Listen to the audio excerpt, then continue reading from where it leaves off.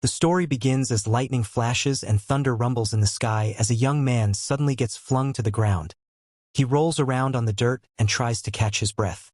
Above him, a group of people watches him. One congratulates him for improving in the last 2 years, and another tells him that the E-rank exam should be no problem to the young man anymore. In fact, another comments how the young man would probably destroy the testing venue now. These strong-looking individuals glow with power as they assess the man. Meanwhile, on the ground, the young man couldn't help but say that he's still nowhere near his 4 masters level. The scene changes and it's now a bright sunny day in a thriving city. Strong-looking young people seem to be everywhere, and they are all headed towards a big building. Inside the building, a lady announces that the registration for the E-rank promotion exam is currently ongoing. The young man, Rick, approaches the desk to take his exam ticket, but the girl behind the counter recognizes him. The girl reminds him that she is Alicia and they used to work together 2 years ago. She was so surprised when Rick abruptly resigned from their jobs and suddenly proclaims that he'll become an adventurer. Rick looks embarrassed as he admits that starting out as an adventurer when they're already in their 30s seems dumb.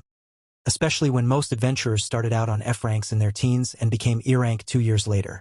Alicia asks him what he's been doing for the past 2 years. So Rick just explains that he's been extensively training with his masters. Their conversation is interrupted when a drunk guy arrives at the counter and starts harassing Alicia. The drunk keeps asking Alicia to go have fun with him when Alicia tries to reject the drunk guy. The drunk guy grabs Alicia's hand and tries to force her. However, Rick intervenes and grabs the drunk guy. Alicia apologizes to Rick, but the drunk guy just passes out in Rick's arms. Bystanders start wondering what all the commotion is all about, so Rick explains that the drunk guy must have drunk too much. With that out of the way, Alicia finally gives Rick his exam ticket to his Rick got the unlucky number boring 4242. He then heads out of the building where the dark elf Rionette, and also one of Rick's master, asks him how the registration went. Inside, the adventurers are amazed to see a handprint on the drunk guy's armor. It must be what caused the drunk to pass out. They also recognize the drunk guy as the former A-rank adventurer Domold, who is wanted for assault. Alicia recalls how Rick had grabbed the drunk guy earlier and wonders if he was the one who knocked the drunk guy out. Meanwhile, Rick is going through the physical examination first. Examiners assess his height and weight. They were surprised and concerned when they learned that Rick is already 32 years old. After the physical exam, next is the magical exam. Examinees would have to put their hand on a crystal ball. The crystal ball would measure their mana and would shine depending on how much mana they have. The examinees start and some get D+ or D. They are amazed when one girl gets C+ a high aptitude for an F-rank adventurer. When it was Rick's turn, he touched the ball and a small light appeared. Unfortunately, the light soon disappears, making the examiner grade him F. The other examinees start gossiping and making fun of Rick, but Rick just ignores them and leaves. The examiner was about to call the next examinee when the crystal ball Rick just used suddenly breaks. The next part of the test is a measurement of offensive ability. Examinees are tasked to hit a glowing green column with their attack. Rick recognizes the column as a slime bag. This makes his mind recall when he was trained in using one. His master used to tell him that the basis of one's strength is their flesh. If he can destroy a golden slime bag with his own fist, then Rick can finally trust that his body is strong enough. Rick tries to protest since golden slimes are as hard as a dragon's fang. However, his master just boasts that he can destroy 200 at once and then softly tapping the slime bag, which explodes in all directions from that moment forward. Rick practiced on the golden slime bag by punching it 50,000 times a day. Back in the present, the examinees hit the bag while the proctor records their results when a young blonde 11-year-old boy was called. He confidently and cockily stepped forward. He is the rumored second son of the Diarmut family, and rumors say his magic is already at C-rank level. In summary, he is a true prodigy to the amazement of everyone. The boy starts chanting a spell and creates fire with his bare hands. He then launches an attack, creating a fist-sized fireball and shoots it at the slime bag, which promptly absorbs it. Rick was surprised at how tiny the fireball is, but everyone else seems amazed at the attack. But for Rick, all he can think of is how another one of his masters loved throwing fireballs at him. Unfortunately, his master's fireballs were the size of houses that then exploded like a nuclear bomb. He wonders if the boy just condensed his magic because they are indoors. After a few more examinees, it was Rick's turn on the slime bag. He was about to start when the proctor remarked at his age of 32. The proctor then tells him that his mana never had time to grow since he started so late, and this was shown in his mono results. As such, he advises Rick to give up. Rick could feel the gaze of the other examinees that are all much younger than him, but his mind still remembers how he always stood up and continued his training.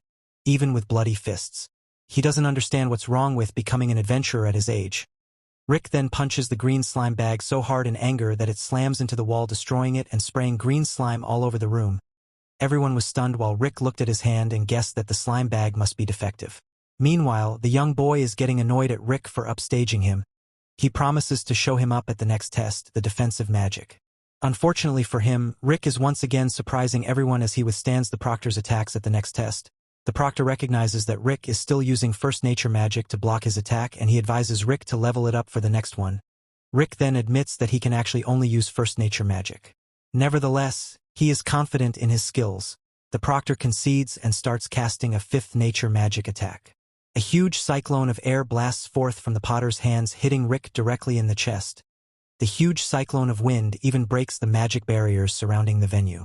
Sylvester Elcernia, the first-ranked knight of the Royal Knights who is on the outskirts of the city, sees the shockwaves coming from the training grounds and assumes that something terrible is happening there. So he quickly makes his way to the exam center and learns from one of the examiners that an F-ranked weak adventurer blocked the military-grade nature magic just by using a defensive first nature magic. Sylvester finds it unbelievable, and so he assumes that the examiner is joking around with him. The examiner promises him that this is the case and even shows him the profile of the examinee. Upon taking a look at the details, Sylvester finds it even more questionable than a 32-year-old middle-aged man who was nothing more but a guild receptionist a few years ago has suddenly become this powerful. After the defense test, the first round of exams comes to an end, so Rick heads outside with Rionette to rest for a moment. Rionette reminds Rick that the next exam will be an intelligence test, meaning that it will be a written exam to measure all of the adventurer's Ecchi.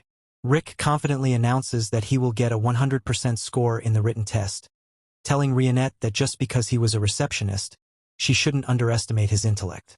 Still, all he did for 14 long years was welcome drunk negative Ecchi adventurers, and that is why Rionette is skeptical of him getting top marks. Rick realizes that he cannot convince her into thinking that he is intelligent, so he drops his act and tells her that he is more worried about the very first round. The results that came were not very satisfactory to him, even though he clearly nailed everything in the practical exams, but because his magical powers of mana were ranked as an F-, he thinks he will not attain a high rank. Rionette comforts him, telling him that no matter what the result might be, he should be proud of himself as he has shown astonishing growth in the past 2 years. The blonde prodigy who just can't mind his own business comes to annoy Rick and Rionette because he has nothing better to do with his life. Rick recognizes this sore loser as the so-called prodigy but fails to recall his name, so the guy introduces himself once again as Fried Diarmut. Rick doesn't want to be involved with any minors as he doesn't want to get cancelled by the internet, so he asks the little boy why he has come here and if he has gotten lost. Seeing his angry face, Rick assumes that the kid is perhaps looking for his parents, and so he offers to help him look for them.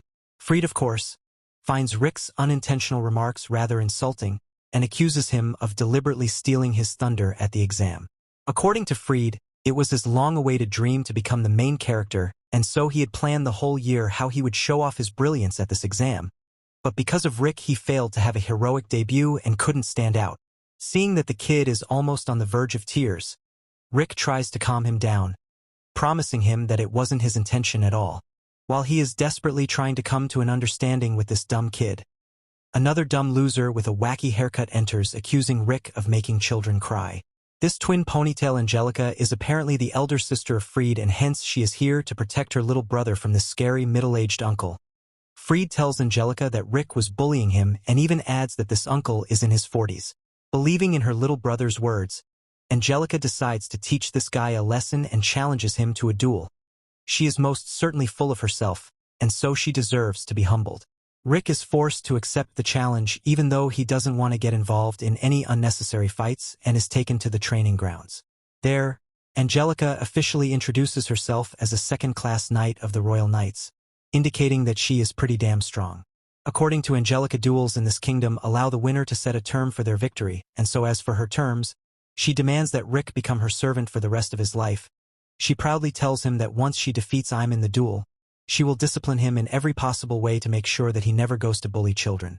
Rick ignores the blonde with no brains for now and asks Rionette if she knows what rank Angelica is in, since Angelica is a second-class knight.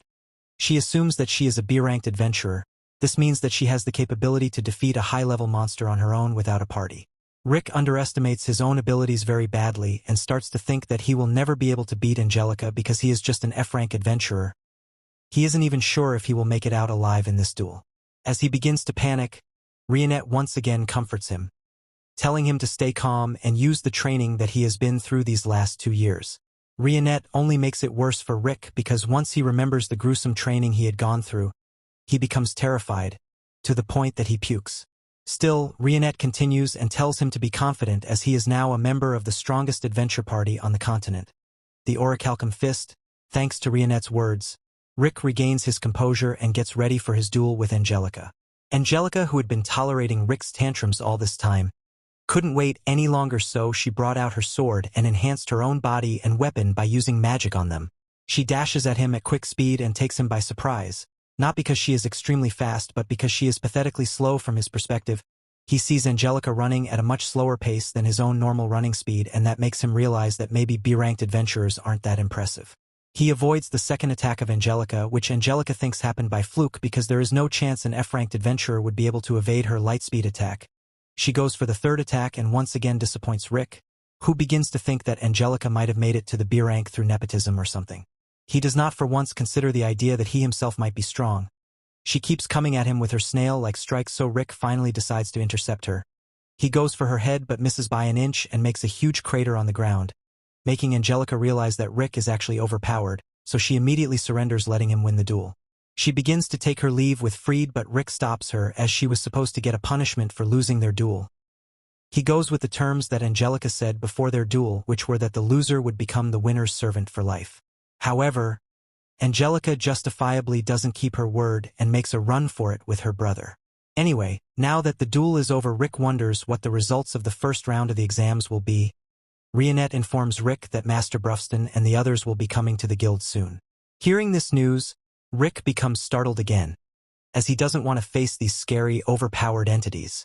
According to legend, defeating the ultimate monster Kaiser Alsapiet would allow one to get the Akashic record, which grants any wishes. Basically, their world's Dragon Balls. Unfortunately, no one has yet succeeded, but the author hopes that future adventurers would succeed where they have failed. One of these hopefuls is Rick, who read the legend from a book as a child. Back in the present, the E-rank promotion exam's first stage has finished and the results are about to be announced. They will be sending out mana to the examinees' tickets, and if their ticket glows blue, they passed. The second stage will start tomorrow in the form of a mock fact. After the instructor's words, Rick lets out a sigh and stares intently at his card. Beside him, Rionette assures him that he will pass. Rick smiles in gratitude for her kind words. However, Rionette's words send a chill down his spine. If he doesn't pass, they will just train him triple times harder. Soon afterward, Rick's flashes as the results load with bated breath. Rick nervously waits for it to finish. I guess it also has ads or something. Thankfully, it soon finishes loading and it glows blue.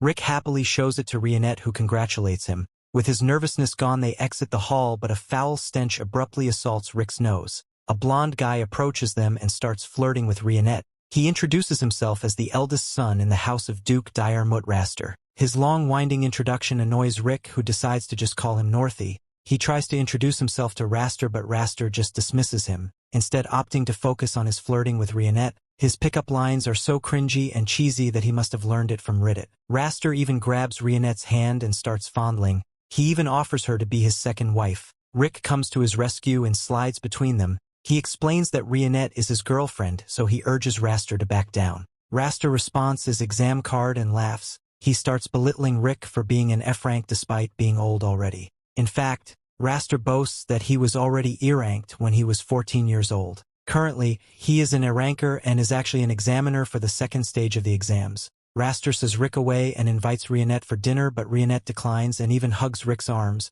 She also criticizes Raster's strong perfume. He must have used that Axe body spray all over himself. Feeling rather insulted, Raster warns Rick to be careful if ever he becomes his examiner and boldly strides away. After he leaves, Rick jumps away from Rionette's arm and apologizes for claiming to be her boyfriend. Rionette smiles and admits that it actually made her happy. Rick had saved her from trouble, so she's very thankful. Later that night, the Raster is at his dinner and still pissed off thinking about Rick. Bro was so triggered that he slammed his blaster, breaking it. His siblings then arrive and instantly hug his legs, crying. It was Freed and Angelica. They start telling Raster about how a middle-aged man bullied them. Raster was aghast that someone made his cute little siblings cry. However, the description immediately made him think of the earlier man he encountered, Rick. After asking his siblings for more details regarding the man's identity, he smiles with it. The next day, Rick is very nervous about his exam. If Northie would be his examiner, he would surely make it harder than necessary. Thankfully, another person soon approaches them and introduces himself. His name Lynx Lowlot, the one in charge of Rick's second exam. Rick cheers since it wasn't Raster but Lynx was actually a fan of Rick. Lynx is so amazed at Rick's determination to become an adventurer despite being 32 years old already. As a fellow middle-aged man, he is motivated upon watching Rick. He even shared how he himself only became an adventurer when he was 24. In fact, Lynx is still hoping to climb to rank A despite being in his 40s now. It's took him 20 years to become ranked B, but he still hasn't given up. The two of these recognize each other's passion and they shake their hands. Unbeknownst to them, another person is watching them from beyond the corridor, smiling wickedly while eavesdropping. Later, Lynx is walking towards his classroom when someone calls out to him. It was Raster, and Raster calls him third-rate and smiles diabolically. Meanwhile, Rick is at the waiting room with the other examinees. He is so happy that he's humming to himself. Unfortunately, this piece is shattered when a staff member walks in and announces that the examiner Lynx Lowlot suddenly fell ill. Thus all his exams will be handled by Raster Diremut. Rick is so surprised that he spewed out his drink. Rionette further guesses that since Raster is a Diremut, he is probably also related to Fried and Angelica that they had a conflict with yesterday. Rick even overhears the other examinees gossiping about their sudden new instructor. Raster actually became ranked A at age 17 and is famously called the Man of 1,000 Spells, but infamously he is also known with another name, the F-ranked Crusher. He was an instructor that took particular joy in tormenting participants that caught his attention. Rick is looking more and more sick upon hearing these rumors. At the arena, the tipped-off Raster is already practicing his spells. He uses fourth nature magic to send out boulders of ice, filling the whole seal with debris from the impact. Oh no, the dude needs to chill, but not that chill. Behind him, an old man in a suit calls out to Raster. It was one of his illit guards. Meanwhile, Rick keeps pacing front and back frantically in the hallway, wondering what he will do as he is certain that the ranked A Raster won't let him pass the test. He tells Rionette that he is so scared that he wants to run away and go home, but if he does so, his master will triple his training and that will lead him to experience a whole different level of hell. Rionette tells this man-child to not be shaken by what others say to him and to instead focus on the positive side. She believes that people's criticism can also be used to gain confidence. She herself believes in Rick's abilities and acknowledges how strong he is even though Rick himself has given up. Rionette puts her trust in him and is certain that he will pass the exam, and judging by the matches he has fought already, she assures him that he will defeat Northie Raster, the bad perfume guy. Rionette reveals that since the very day Rick had chosen to become an adventurer and quit his guild receptionist job, she put her trust in him and believed that she would succeed in achieving his goal, so Rionette gets up and tells Rick to believe in her, as in that way he will be able to believe in himself. Rionette's motivational speech brings back Rick's confidence yet again, so he thanks her for always being supportive of him. Out of nowhere, a guy in a mysterious cloak appears before Rick. He demands both Rick and Rionette attention and asks them if any one of them is a participant in the ongoing exams, as Rick the old man proudly claims that he is the one taking the test. The cloaked guy asks him if he is encountering any difficulties because of his old age. Before Rick can even respond to his question, the cloaked guy claims to be a fortune teller and offers to tell Rick his future. Rick finds the guy rather skeptical, so the guy promises him that there is nothing suspicious going on and even promises to tell his first fortune for free. Since the first one is free, Rick decides to give it a try, even though he doesn't believe in this type of nonsense. The guy tells him to take a seat for their fortune-telling session, and suspecting nothing, Rick takes the chair to have a seat, but just as he places his butt there, a magic circle appears and teleports him away from the place. With Rick gone, the cloaked guy reveals himself to be the annoying kid freed from the same annoying noble family and begins to laugh like his lunatic. Rionette doesn't take such pranks lightly and destroys the surroundings in an instant, making it clear to the kid that he shouldn't have messed with them. She grabs his collar, demanding to know where Rick is. Fried obviously doesn't comply, so Rionette threatens to hurt him and cut his eyelashes, telling him that her next attack will be on his eyeballs. Being scared for his life, Fried reveals to Rionette that he only sent Rick 100 meters away from here. That is indeed true because Rick is actually behind the exam venue near the river. The Diremut family butler comes there with a bunch of thugs and apologizes to Rick, telling him that what is about to happen to him is nothing personal and strictly business. Rick thinks that these feelings mistook him for someone else, but the butler promises him that that is not the case and explains to him that the goons beside him are the guards of the Diremut family. Rick realizes that those 3 brats from the Diarmut family sent the butler and the guards because they didn't want to participate in the exams. Being completely outnumbered, Rick gives up both mentally and physically, but at that moment Rick's 3 senior party members show up there and ask Rick why he is here instead of attending the exams. Being scared to death by his own party members, Rick lies, saying that he was only practicing with these dudes here before taking the actual exam. Hearing this, the tall orc Brufston decides to take part in it as well. The Diarmut guards don't understand what's happening, so they attack Brufston, causing their weapons to break as they touch him. Brufston obviously doesn't know that these goons here are trying to hurt Rick, so he lets the offs easily. But unlike the dumb orc, the second party member Mizit instantly figures out everything, and so he punishes Diarmut guards using his own inventive magic-infused machine gun. With most of the guards down for good, but one of them desperately takes Rick's third party member, the red-haired little girl Elissaret, hostage. Brufston advises the goons to let go of the little girl, stating that she is the most dangerous of them all, to make sure that he accidentally doesn't kill all of them. Rick tells her that these losers with their knives are only trying to play with her, but the goons state otherwise and grab Elissaret's collar, hurting her. So she decides to give them hell and unleashes 7th nature level magic. Apparently this 10-year-old girl here is the strongest mage of this generation, and because of her destructiveness, she is known as the Demon Child of Ruin. The Diarmut butler recognizes Mizit as the half-dwarf half-elf prodigy, who is 50 years old despite how he looks and is so intellectually genius that he can invent technologies from hundreds to thousands of years in the future. The butler also recognizes the orc named Brufston, who not only has supernatural strings but also great intelligence. Not only that, he has mastered all kinds of support magic spells. Mizit, Brufston, and the Elissaret, all 3 of them are S-ranked adventurers and are part of the same adventurer party, the Orihalcon Fist. So the old butler naturally wets his pants and surrenders, deciding to retire and live the rest of his life in peace now that he has met such legends face to face. Regardless of his emotional acts, Elissaret teaches the butler and his henchmen a lesson, sends them flying away. With the matter settled, Rick returns to the exam hall and finds Rionette still holding Free by his collar. Seeing that Rick is okay, Rionette throws Freed away against the wall and gets rid of him. Lynx, who is beaten up badly, comes to Rick and reveals to him that Raster Diarmut beat him up in order to become in charge of Rick's exams. Seeing such a good man put in such a miserable state, Rick decides to avenge him and promises him that he will make Raster pay. With full determination, he heads to battlefield where Raster is busy toying with F-rankers and announces to us that in the next episode he will barbecue Rick. But Rick is unfazed by his threats and silently promising to take him down for what he did to Lynx. The story continues. We see a guy named Adolph watches the E-rank exam and explains the 4 foundational faculties to us. They are physical strength, body control, magic reserves, and magic control. Adolph has the ability to visualize the scores of other people's 4 foundational faculties, and he demonstrates here some of the participants. He checks Raster and is amazed by his A-rank scores. His eyes feel a bit strained because it's dangerous for him to look at anyone too strong. Adolph decides to check Rick's stats, but they are so great that his eyes feel like they're about to explode and he screams in pain. Nearby, Alicia and Rionette introduce themselves to each other. The other members of Rionette party call her over, so she invites Alicia to join them. Alicia is shocked to see an orc sitting there, and Rionette declined Mizit offer to send next to him because she knows that he has bad intentions. Mizit offers the seat to Alicia after he took some interest in her, but Rionette gets Alicia to safety. Rick finally enters the arena and Brufston asks Rionette how that old Rick will do.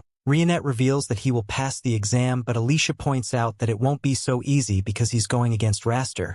Raster is an A rank and he always goes overboard to embarrass all the rookies. Alicia is shocked though when the members of Rick's party say it won't be a concern. Raster's siblings cheer him on and Raster is impressive. Rick was able to get away from his guards. Raster declares that he's nothing like his weak guards, but Rick can tell that just by looking at him. Rick wonders why Raster became an adventurer in the first place, so Raster explains that he's a noble, so he just did it to raise his status even further. He has actually grown bored of being an adventurer and just waiting for the perfect time to quit. Rick can tell that this guy's not a real adventurer, so he refuses to lose to someone like him. Raster starts to fight off with level 1 attack, but he wonders if Rick is terrified after not moving at all. Rick isn't scared though, as he just reminding himself not to let his anger control him. Rionette told him to use the first minute of his fight to calm himself and observe his opponent. Rick does that, but Raster is impatient and Rick stunned to see him use level 3 magic without an incantation. The insanely powerful attack hits Rick,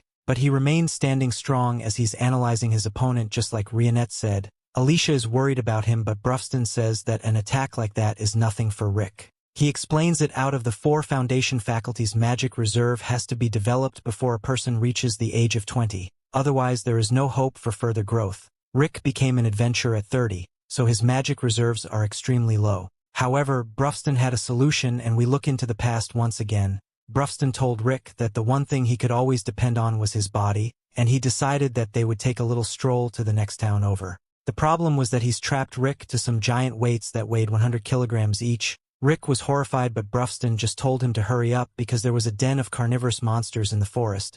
To make up for his lack of magic reserves, Rick trained exhaustively in the other 3 areas. Raster attacks Rick with level 4 magic this time, but Rick once again is unfazed. Brufston then reveals that for physical strength he built Rick up from scratch. Even though Mizet doing bothersome things, he was the one that taught Rick magic control. Mizet took this responsibility because he didn't want Rick turning into a pile of ash after an attack one day. Rick was trained in body controlled by Rionette, and Alicia shocked to learn that Rionette is not just some normal maid. Rick amazingly latched on to all the training they threw at him, and he now stand within the realm of S rank, just like the rest of them. Raster unleashes another attack, and Rionette explains that Rick no awareness of how powerful he is. This is because no matter what kind of insane training they put Rick through, they always told them that F rank should be able to do it easily, just like the time Brufston told them that an F rank could smash through a giant boulder with one strike. Raster does some trash talking as he unleashes a barrage of attack, and Alicia is horrified when one attack seems to crush Rick.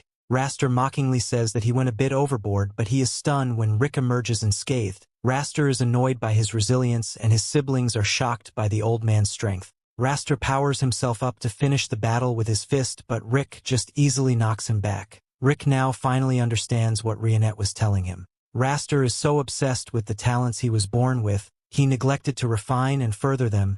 Raster has vast reserves of magic, but he is sloppy with everything he does. Against an opponent like Raster, Rick's sure that he can't lose. Raster says Ever just got lucky, and his siblings are amazed when he finally decides to use his full incantation magic. His long incantation results in a crazy big fireball attack, but everyone is shocked and Rick easily stops it with just one hand. Rick declares that the attack was too sloppy, and Mizet explains that Rick worked his magic with a high degree of accuracy to block the attack. Rick was so precise that he didn't have to use 100,000 of the energy that Raster did to create the attack. This means that someone like Rick would build any magic reserves can do stuff like that as long as they have precise magic control. Raster continues to say that Rick is just getting lucky and goes in for another attack. Rick is too quick for him though, so there's so much change his body to steal to avoid getting obliterated. Raster finally admits that Rick possesses abilities above an E rank, but so says that luck is choosing Rick's side. Rick can't believe that this guy still refuses to acknowledge him, so he points out that he wasn't even using magic, he was just using body control. Raster just wants to know how Rick got so strong in just 2 years, but Rick is insulted by the question as he thinks about his torturous training. He had to run through explosions, so went through monster capture fluid until he choked on it, and he wasn't allowed out of a dragon's den until he defeated it. Alicia is horrified to hear just some of the training he went through because normally someone wouldn't survive it. She is then shocked when Brufston reveals that Rick didn't survive. He lost his life multiple times, but Brufston heal can bring someone back to life, as long as it's applied immediately after passing away. This kind of horrifying training was necessary though, because repeatedly breaking down and rebuilding someone's body is how they get stronger. Mizet was also impressed by how Rick stayed in there no matter how crazy the training got. He looks back to his training with Rick and how he would kick off a mountain so he could develop a sense of being able to see the wind. This of course led Rick to losing his life repeatedly, and Brufston have to revive him. Aliceret was just as guilty of this type of training, as we see that she would crush Rick under boulders. Rionette training of all learning to cut falling she's by using their momentum, and this caused Rick to lose his life as well. Raster just assumes that Rick is lying because he refuses to believe that such terrible training even exists, and even if it did exist, he can't see anyone being motivated enough to go through it. Rick's response is simple. His dream is his motivation, and his dream is to defeat the world's strongest monster, Kaiser Alsapiet. Raster and Fried have a good laugh as they call Rick an idiot, and they can't believe that he is being serious. Alicia knows that Kaiser Alsapiet is the ultimate monster that appears in the legends of the hero Yamato, and Brufston reveals that Rick's goal is also the ultimate goal of their group, the Orihalcon Fist. Raster points out that the legends of the hero Yamato are just bedtime stories for kids, and defeating Alsapiet is their dream of a small child. Rick doesn't care what Raster thinks, as his dream has nothing to do with him anyway. Raster agrees and decides to put an end to their battle, and he surprisingly uses level 7 magic to restrain Rick, but he tells Rick not to get to a maze just yet. Raster plans to show Rick what true telling looks like, and he wants to make it so Rick can never speak nonsense again. He finishes a long incantation and declares that he will show everyone the greatest magic human can wield, level 8 nature-composed magic. This is the greatest magic that Raster, the man of 1,000 spells, has in his arsenal. This is his ultimate move, and it results in Raster controlling a giant tree golden from the inside. Raster commands Rick to gravel before him, and he mocks Rick for planning to use some air shot attack. Rick declares that he will punch right through him, but Raster says he's being delusional. Rick asked Raster how many times he has practiced using the golem before, but Raster has no clue because he mastered it after only used it a couple of times. Rick then shockingly reveals that he has used his air shot attack 100 million times. Raster's siblings think he's lying, and Alicia wonders if 100 million times in 2 years is even physically possible. Of course, Brufston reveals that it's possible, but only a space-time magic is used. Raster has heard enough, so he announces that it's time to crush Rick's dreams just like he did to Lynx. Raster launches his most powerful level 8 attack, but Rick breaks free from the restraints, and Shocking stops the attack with his level 1 air shot attack. Raster mocks him as he's sure that he will crush Rick, but he is stunned when his golem begins to break apart. Rick's air shot then destroys Raster's golem. Raster refuses to believe that this could happen to a noble like him, but his golem is destroyed and he is sent flying into the stands. Rick now teaches the so-called noble elite, and he points out that his dream and is still completely unharmed. Everyone is amazed to see Rick victorious because he just lets looking normal old guy. Rick's group congratulate him on his victory, and Rick finally realizes that he really has gotten a lot stronger. He can't believe that he didn't realize how strong he actually is until now, and thanks everyone for helping him. Just then they hear Raster's siblings telling Raster to get medical treatment, but he's determined to speak with Rick. And Rick can already tell that Raster is wondering how an elite like him could lose to a late starter like Rick. Freed must be held back from defending his brother, but Rick just has an answer for Raster. Rick simply explains that he limits the number of techniques he uses and he trains himself exhaustively in them. Rick gives Raster some advice on how he can do the same, but the noble is still angry. Raster promises to be Rick's examiner again for his next promotion and declares that he will win next time. Raster's siblings leave with him, but Angelica surprisingly shows Rick some respect. The next day, the participants that passed the E-rank exam are announced over a loudspeaker. Their numbers are announced in order, so Rick patiently waits while his friends wait nearby. Rionette's surprised to see him so calm, so Rick explains that he was just remembering something. The story continues. We see Rick thinks about his past and how he wanted to become just like Yamato. This meant becoming an adventurer to try and defeat Kaiser Alsapiet. Unfortunately, his mother thought it would be too dangerous, and his father wanted Rick to stop believing in fairy tales. One day Rick found some hope as a doctor discovered the Rick had marker indicating that he had an inborn skill. People who have the marker are extremely rare, but Rick was one of them. Rick was stunned to learn that he could have an incredible power like Yamato, but he was told that it wasn't something a person could manifest through training. Rick was still excited though, and he was told to just relax and wait for his skill to come out. Rick couldn't have been any happier, and he decided that once his skill manifested, he would proudly declare to his parents that he was going to be an adventurer. As the days went by, Rick's friend would ask if the still manifested yet. It still didn't show up after a year, but Rick kept the spirits up and thought that it would reveal itself when he wasn't a kid anymore. Eventually, though, he would become discouraged, and he was told that there are cases where people with the marker never manifested their skill. There are still a lot of adventurers that don't have any skill, so his friend suggested that he become an adventurer anyway. They told him how much money he could make, but money isn't why Rick wanted to become an adventurer in the first place. One day Rick's mom was glad to hear that he was hired as a receptionist at a guild. His parents were proud of him for finding a stable job, so Rick accepted that this was his life now. Rick went about doing his new job, but he still continued testing to see if his skill had manifested. Years and years went by as Rick's parents aged, but Rick never stopped reading about the legends of Yamato. His daily life was as a receptionist, but Rick never gave up on his dream. One day, Rick explained to Alicia, the monsters had been driven out of their lairs, so they had been wandering into town. Things are starting to get a bit dangerous, and some new quests will be announced soon. They were mostly low-level monsters, so he assumes that they would be D-ranked quests. An adventurer named Zaid Herworth was a friend of Rick's, and he revealed that he was promoted to B rank. This marked the moment when a person could make a living just adventuring. Rick congratulated Zaid, but he couldn't help but be upset with themselves. Rick had done the same job for 14 years and he's gone nowhere. Meanwhile, Zaid had been promoted several times. Rick didn't have much to complain about because his life was pretty stable, but he couldn't help but think how far he would have gone if he had decided to become an adventurer. Just then Rick heard screaming as a giant troll appeared in town. Rick was shocked because it was incredibly rare for a mid-level monster to be there. Rick heroically tried to protect the girl, but she just told him to get out of the way. This girl destroyed the beast and Rick was shocked as this girl simply thanked him for trying to save her. This was when Rick first met Rionette and she revealed that she was an adventurer. Rick assumed that she was a B rank, but she was not. Rick was then sure that she was an A rank and he was super excited because he had never seen an adventurer fight up close. Rick was then stunned when she said she wasn't an A rank either and she was actually an S rank. Rick was incredibly nervous because S rank the cream of crop. He had a question to ask her because she is an S rank, but he hoped that she wouldn't laugh at him.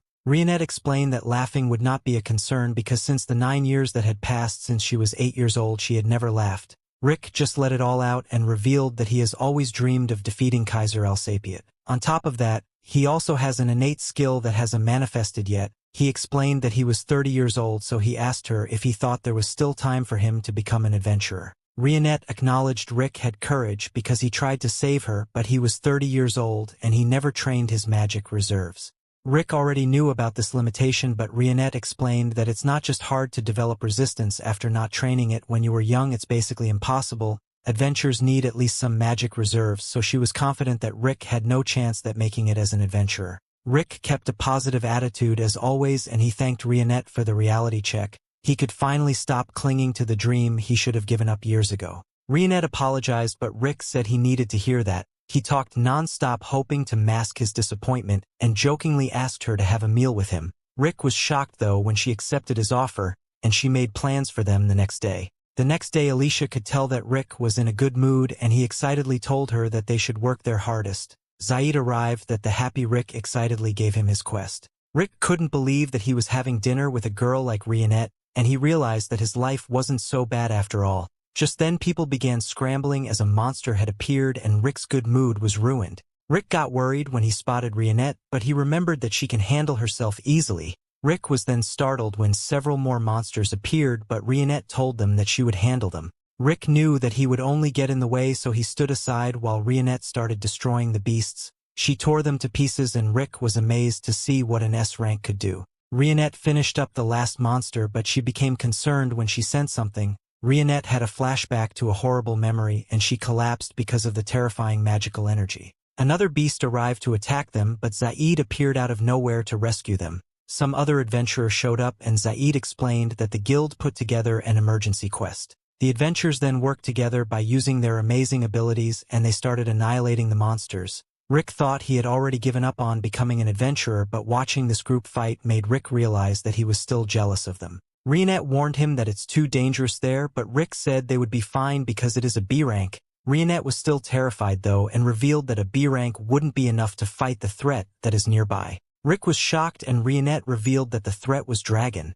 Rionette said that every time she feels a dragon's magic, she loses control of the magic within her body. Rick was sure that a dragon would never appear there, but he was quickly proven wrong. A gigantic dragon appeared before them, and even Zaid couldn't believe that one would appear in a human town. Everyone was taught at the Adventurers Guild that anyone lower than a B rank should never try to fight a dragon. One guy from the group panicked and tried to attack it, but who quickly became very clear that there's no way they can fight the dragon when it pushed them back with just the force its wing. The group decided to run for their lives, but they were stopped by the dragon's barrier. They are unable to destroy the barrier, so they realize that their dragon is not planning to let them get away. Zaid gave up as he believed their lives were over, but Rick shockingly stepped forward. Zaid reminded him that he was just a receptionist and there was nothing he could do. It turned out that Rick also thought they wouldn't survive, but if he at least stood up to the dragon, then he might at least be able to spend the last moments of his life as an adventurer. However, after coming face to face with the dragon, Rick realizes that they wouldn't even be able to put up a fight. Rick was terrified, but he could still feel the fire burning inside of him. He thought he had given up on becoming an adventurer, but this feeling inside of him made him realize that this was actually the way he wanted to live. Rick then bravely launched the rocket at the monster, but it didn't do anything. Zaid was inspired by what Rick had done, so he told the other adventurers that they couldn't let a receptionist show them up. The newly inspired adventurers and fiercely attacked the dragon. The powerful beast used its fire breath on them, but Zaid temporarily turned everyone to iron to protect them. The blast was too powerful though, so everyone was injured and Zaid determined that this was really the end for them. Rionette hated herself for not being able to fight the dragon, but it was too late anyway as the dragon prepared to end them all. Everyone had given up, but they were stunned when Rick emerged from the rubble. Rick became very serious and he vowed that he would make his dream come true no matter what. Rionette was horrified though when she could only watch as the dragon crushed him. Just then a voice declared that Rick had acquired a skill, and everyone was stunned when Rick lifted the dragon's foot. No one could believe their eyes and they couldn't even recognize Rick. He didn't look like himself at all, and there was so much magic overflowing from him that it was actually visible. Rick realized that his inborn skill must have just manifested and he wondered what took it so long. Rick gained a ton of confidence, so he told the giant lizard to give him everything he had so he could test out his new skill. The dragon launched attack after attack, but Rick blocked them all. Eventually Rick fought back, and his attack was so incredibly powerful that it blew a hole right through the dragon's barrier and the dragon.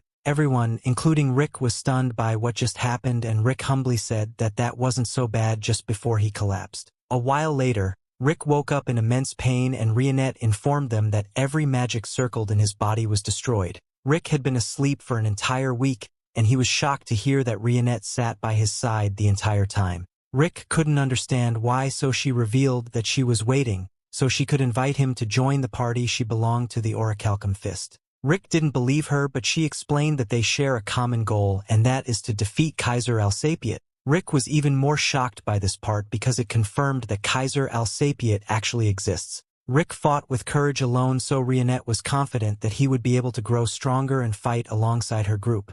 Rionette guaranteed that he would become an adventurer, and this was the first time anyone ever said anything like that to him. Rick broke down from the sense of relief, and he wondered if it was really okay for him to try and become an adventurer.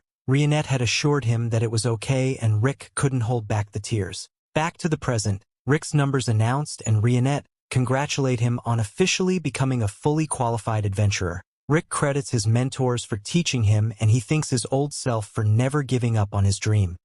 One day, Lynx Laulot, the former E-rank examiner, is trudging through a deep forest. A few days ago, Rick had visited him in the hospital where he was sent to after getting beat up by Raster. When he learned that Rick passed the exam and defeated Raster, he happily congratulates Rick and asks if he can visit his place. To his surprise, Rick made terrible face but still accepted his request. That is why he is now traveling through the forest wearing his best gear. To his confusion, the directions that Rick gave him brought him to a weird-looking castle. Link's jaw drops upon seeing the humongous door of the castle. He nervously decides to take the smaller side door and rings the bell, but he was surprised to see Rick nonchalantly pushing open the humongous door instead. Inside the castle walls, a beautiful garden welcomes him with no monsters in sight. This confuses Lynx because Rick asked him to wear the armor when visiting, but when he told this to Rick seriously replies that the armor is so that he will be able to get home alive.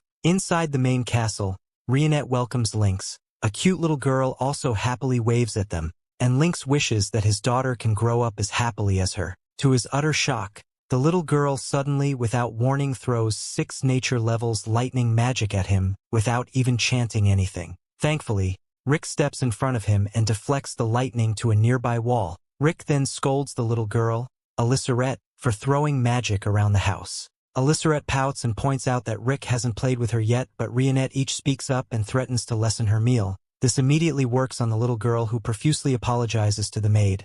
Rick asks Lynx to wait for a bit while he plays with Alysseret. Rionette then brings Lynx to his spare guest room to wait. Bro must be getting the surprise of the lifetime that his eyes will soon show up. Lynx looks around the room and sees someone in the yard from the window, and he decides to step out and introduces himself to the guy. The guy in return introduces himself as Mizet. Lynx notices that Mizet is crafting something, and when he asks about it, Mizet explains that it is a weapon prototype he made. A few seconds later, Lynx is already testing out the prototype, which is actually a rocket launcher. By following Mizet instructions, he points the rocket launcher towards a target and pulls the trigger. The rocket fires and Lynx falls back from the recording. His jaw then fell when he witnessed that the rocket basically deleted the target from existence. Mizet wasn't even impressed, but Lynx could already see the implications of such a weapon. if it ever gets mass-produced their world would definitely change. Lynx heads back to the castle while wondering why are all the people in the castle so absurdly strong.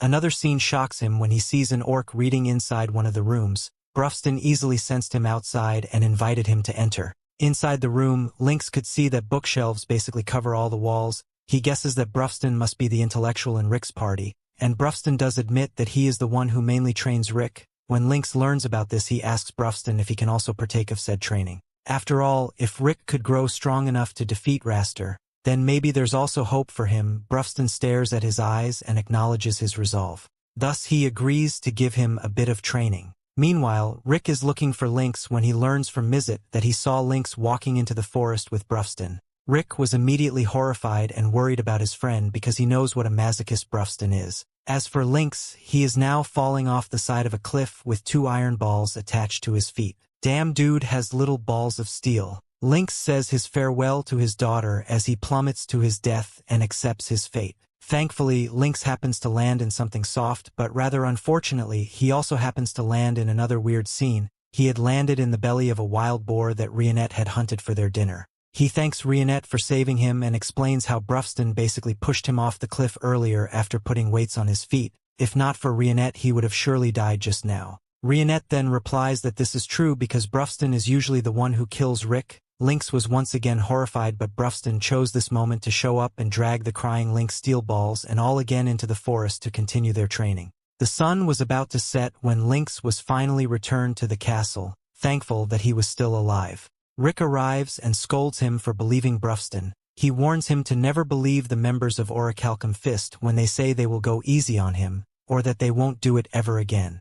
Meanwhile, the very same members point out to Rick that Rick already predicted this might happen, so it's his fault if he still invites a friend into their home. After the eventful day, Lynx and Rick share a cup of tea prepared by Rionette. Lynx must have had a very tiring day, but his eyes still hadn't been seen the whole episode. Lynx then asks Rick how his relationship with Rionette has developed, but Rick shyly denies that they are in a relationship. Lynx smiles and encourages Rick to never give up hope and just find the right timing to develop their relationship. Lynx then joins the members of Orihalcon Fist for dinner. He compliments Rionette for her masterful cooking, while the other members ask her for seconds, some beer and wine. Rionette stands up to get some more food, and Lynx quickly whispers to Rick to help her. This is one of those right timing where he can score a lot of good points with the ladies.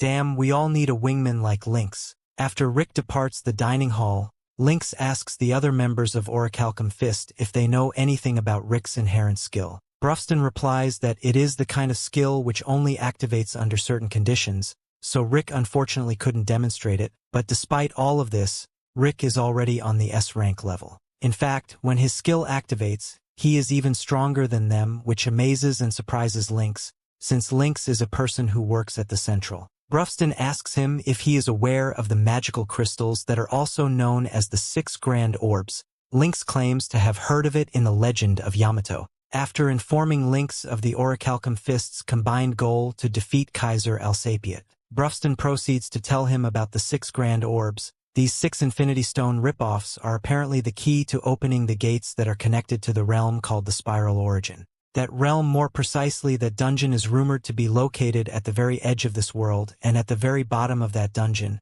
the legendary monster Kaiser Alsapiet is said to be resting in its slumber. These 6 Grand Orbs only activate every 200 years, and conveniently enough, those 6 Grand Orbs should be activated just about now. Mizet claims that these orbs emit powerful magic, and so people who work at the capital should be aware of such things. Lynx still claims to have no idea about the magical crystals. Still, Lynx promises all of them that he will talk with the Secret Intelligence Service if they know about such things. Putting that matter aside, Rick whispers to Lynx, asking him for advice on how to impress Rionette. He has already tried what Lynx has told him to, but because Rionette is perfect at doing everything, she didn't take Rick's help at all and did all of her work by herself. Having failed to find any good timing, Rick gets into tears, allowing Lynx to have a laugh at him. The next day at the Adventurers Guild, a woman named Ray Lucas, who is working on a cleaning duty, starts complaining, asking why she has to do the chores, still now that she is an adventurer. Ray claims to be powerful enough to fight and believes that instead of doing these measly things she should step out and fight dangerous monsters out there.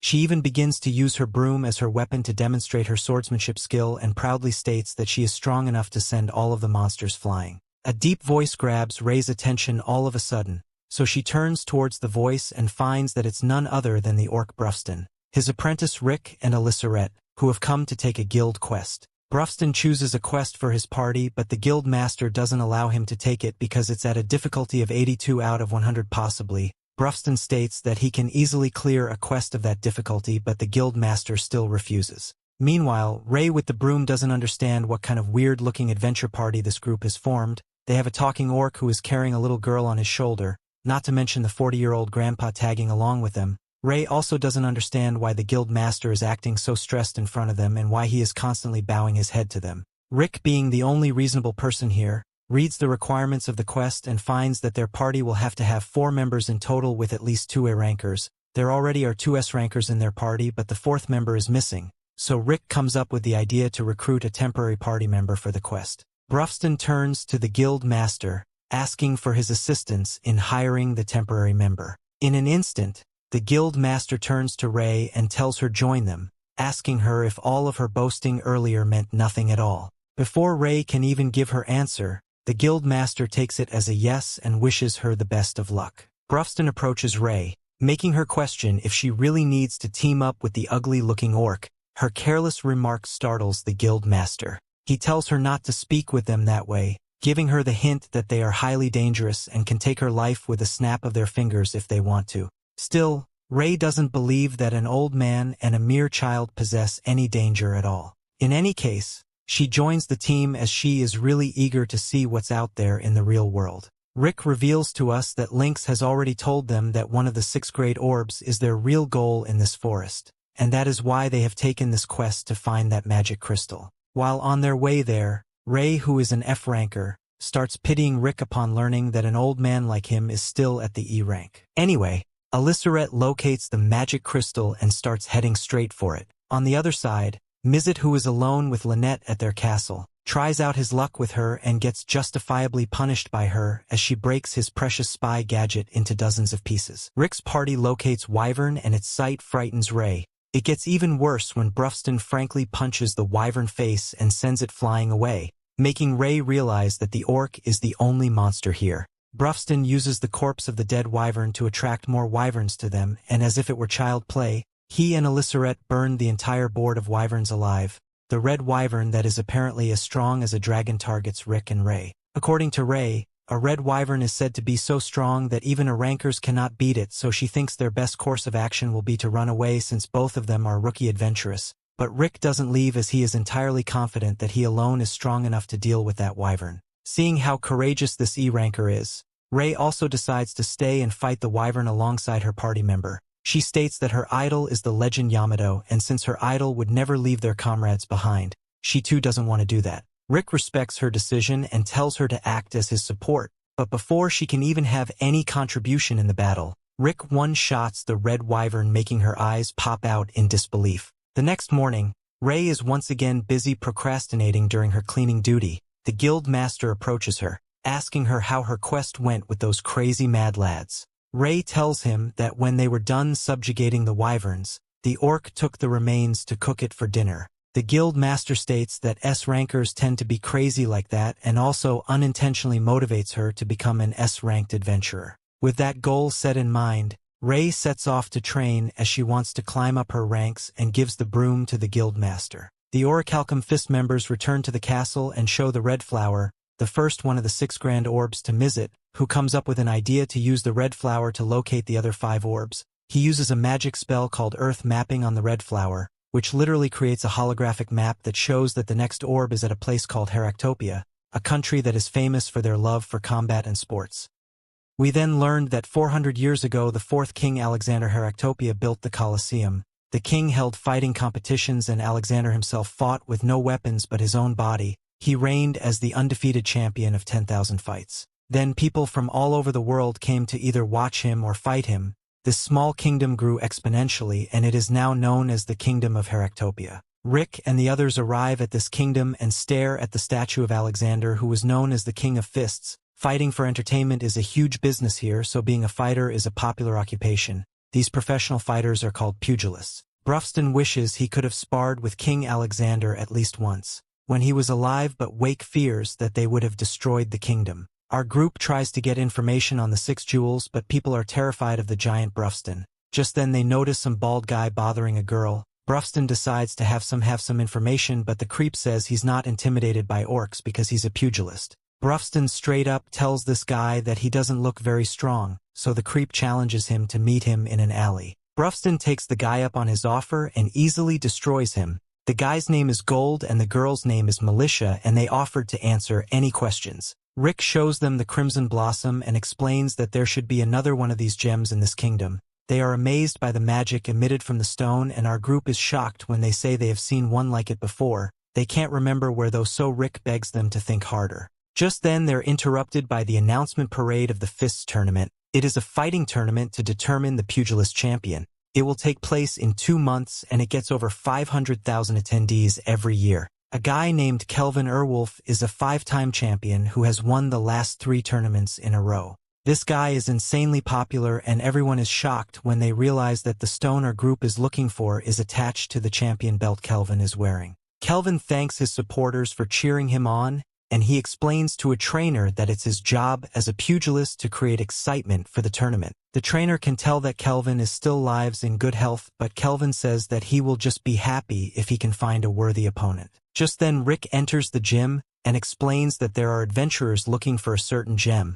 Brufston wants to get right to the point, and everyone is shocked by his appearance. Rick says that they need to follow proper procedure when speaking to a stranger, but Brufston says that he isn't the type. Brufston tells Kelvin to give him the belt, and Rick has clear things up by explaining that they aren't thieves. Brufston explains that the gem on the bell used to belong to their party. He says that they will return the bell and give him an equivalent German exchange. The trainer plans to throw them out, but Kelvin stops him. He explains that he has a good nose and he can tell that they are in line. While Kelvin does believe them, he cannot allow them to take the belt. The belt is the pride of the people of Heractopia, and the only way for them to get the belt is by standing at the top of the King of Fists tournament. Brufston surprisingly agrees with him, and our group leaves. The trainer wonders why Kelvin just let them leave, because he wanted to let the rookie fighters beat them up. Kelvin explains everyone would have lost their lives if they try to fight Rick and his group. The trainer is shocked because he had no clue that they were that strong. Kelvin could tell that while the maid seemed very calm, she has incredible skills.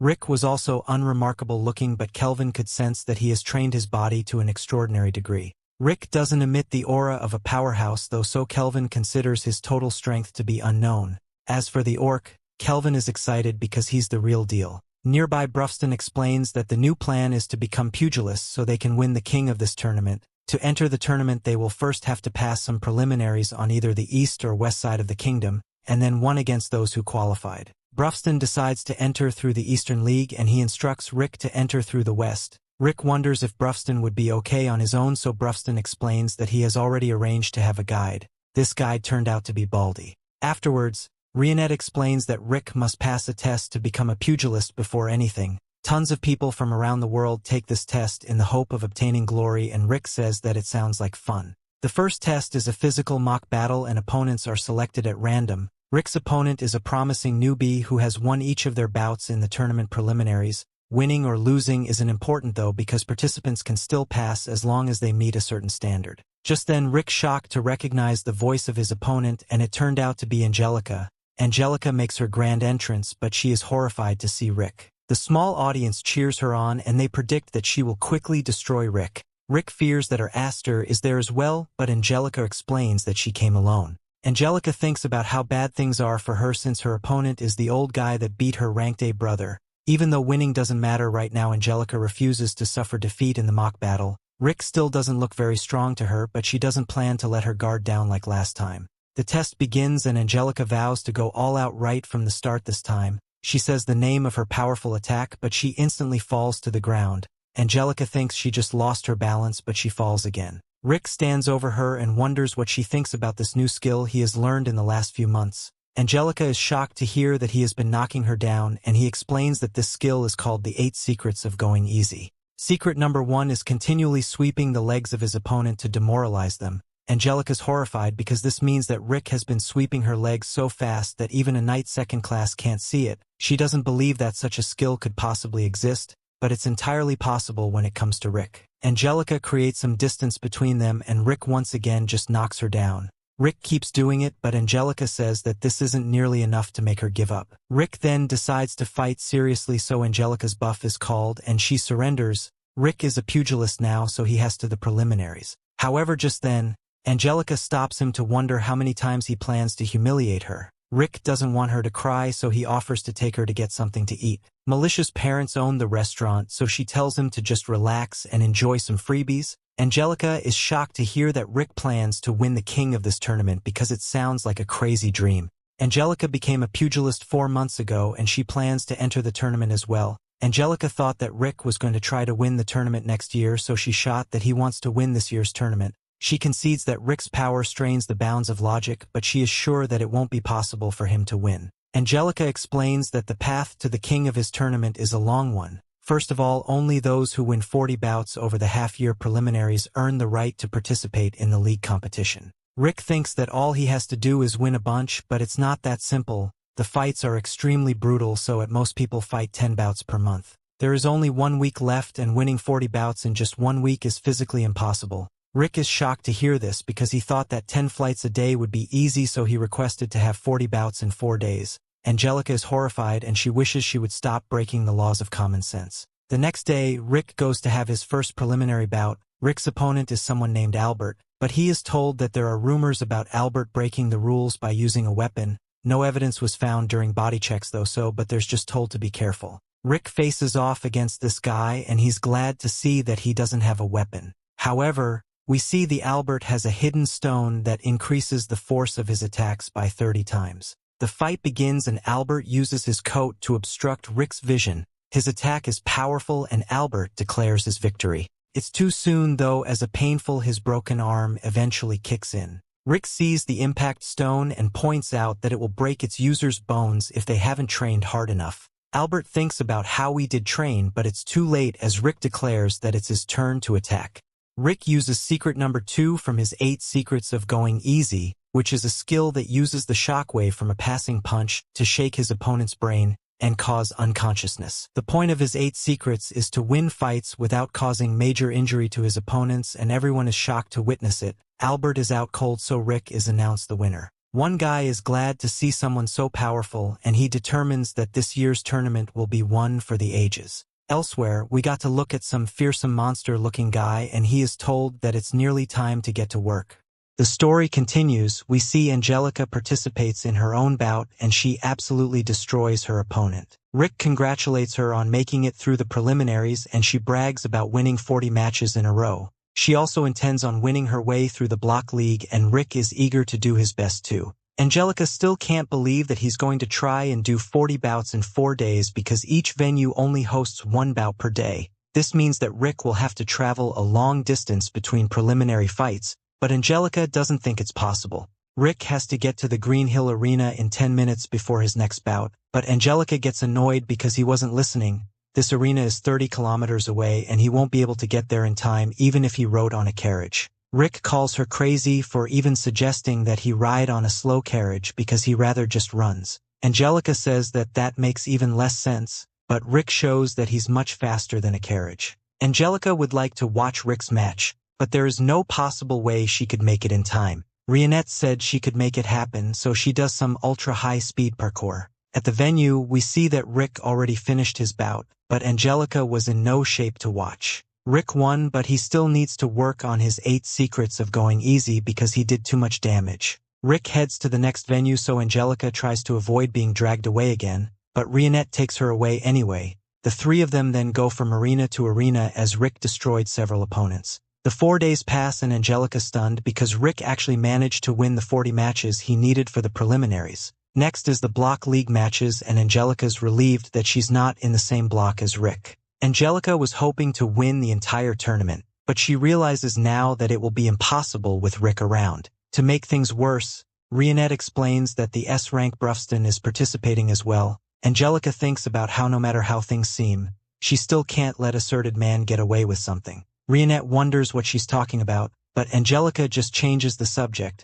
She wonders where Rick is, so Rionette explains that he's out on his daily 600-kilometer run. Angelica isn't even surprised anymore by the crazy stuff Rick does. and she wonders how Rionette puts up with him. She's always with Rick, so Angelica pities her for people probably thinking that they are in love. Surprisingly, Rionette doesn't mind as she reveals that she has a deep affection for Rick. Some guy approaches them, so Angelica thinks he's trying to hit on them. Embarrassingly for her, the guy just needs their help with some work because he doesn't have enough staff. Rick finishes his run, and he is met by the chairman of the Western League's management committee. His name is Snape, and he's impressed by Rick for being the fastest qualifier in the preliminary league's history. The lizard man is told that Angelica isn't there, and Ricky's surprised that he knows her. Snape is then the one to be surprised when Rick can tell that he's a retired pugilist, and Rick explains that he knew Snape was a fighter from their handshake. Snape reveals that he last fought 20 years ago when he won a little competition. The roar of the crowd was invigorating, but he retired when he was just 23 years old.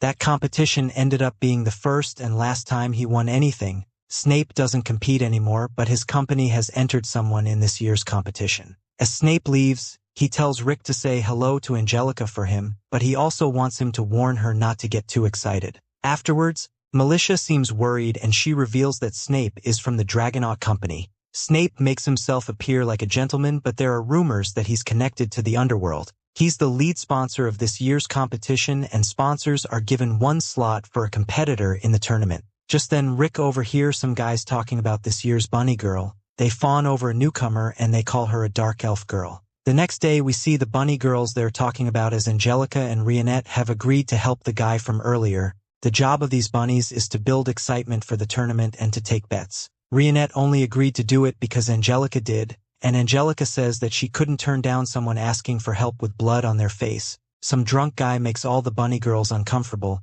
but he pays the price for getting too handsy with Angelica. Angelica gets really embarrassed when Rick arrives, and she explains that she's helping someone. Rick is in awe of how great Rionette looks, and Angelica becomes furious because he didn't react the same way to her. Elsewhere, the old gym leader reads about how Brufston was amazingly able to pass the preliminaries in just 2 days. What's even more incredible is that every one of his matches was decided by a single knockout blow. His accomplishment is getting all the attention, but Kerwin also points out that Rick was able to make it through the Western League in just 4 days. Kerwin isn't scared at all though, and it's just excited for this year's tournament. A look back shows when the gym owner first met Kerwin. The owner was stunned to see that Kerwin had just finished destroying a group of guys, and he called him by his nickname, which was the Ravenous Wolf of the Slums. Kerwin asked the old man to clean up his mess, but the old guy refused. He explained that he was there to scout Kerwin and bring him back to Heractopia. In Heractopia, he will be able to obtain whatever he wanted by fighting and winning. That didn't seem very interesting to Kerwin, so the owner explained that there are a lot of strong fighters there. This sounded like much more fun to him, so Kerwin agreed to go.